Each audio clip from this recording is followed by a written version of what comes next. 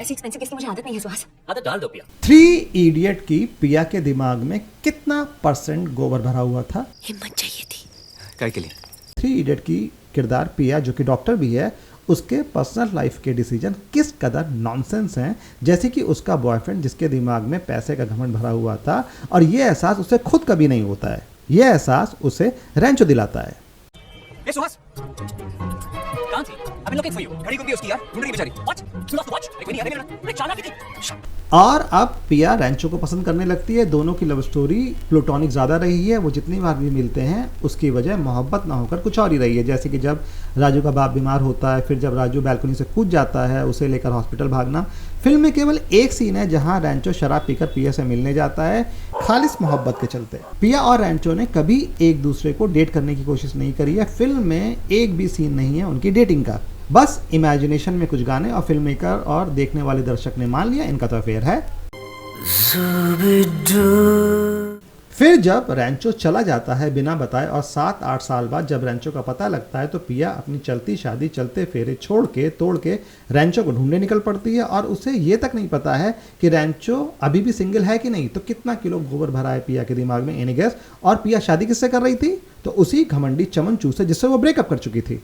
आप यहाँ हैं? हाँ। वहाँ फेरे कौन ले रहा है? फेरे? रैंचो के जाने के बाद कैसे पिया को अपना चमनचू एक्स फिर से पसंद आ गया? तो कितना किलो गोबर? और यह ध्यान रखने वाली बात है कि रैंचो नहीं ढूंढ रहा है पिया को, वो अपनी कामयाबी में मस्त है, पिया उसकी लाइफ में नहीं है और उसे घंटा फर्क भी नहीं पड़ता है। और फिर जब रैंचो मिलता है, आउच। बोल के नहीं जा सकते थे? अरे रैंचो को आना ही नहीं था पिया की लाइफ में, तो वो बोल के क्या जाता, क्यों जाता? फिल्म ने कभी ये क्लेम नहीं किया कि रैंचो और पिया के बीच कभी इंटेंस लव अफेयर था। बस एक लाइकिंग थी जो लाइकिंग तक ही सीमित रही रैंचो की हॉस्टल लाइफ में, क्योंकि हिंदी फिल्म्स का घिसा पिटा ढर रहा है कि हीरो को लास्ट में हीरोइन मिल ही जाती है। फिल्म का एक सीन है जहां वायरस फरहान और राजू को बैठा के समझाता है। ये है रणछोड़ दास के फादर की मंथली इनकम 2.5 करोड़ रुपए। मतलब वायरस को रैंचो के बाप के बारे में पता था। पिया के लिए कितना ही मुश्किल था रैंचो का पता लगा पाना, तो वो 7-8 साल से वेट किस बात का कर रही थी? तो कितना किलो गोबर?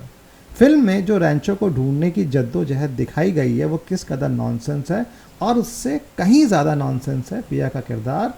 अब लोग लॉजिक देकर ये बोल सकते हैं कि रैंचो तो फुनसुक बांगड़ू था, मैं रणछोड़ दास हूँ, वो तो छोटे था। छोटे? वो तो नाम बदल के इंजीनियरिंग कॉलेज में पढ़ रहा था, इसलिए लापता हो गया।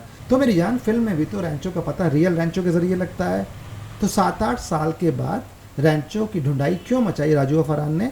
वो ढूंढाई तो पिया कॉलेज खत्म होने के 6 महीने बाद भी कर सकती थी कि रैंचो कहाँ गायब हो गया। 6 महीने से कोई अता पता ही नहीं है।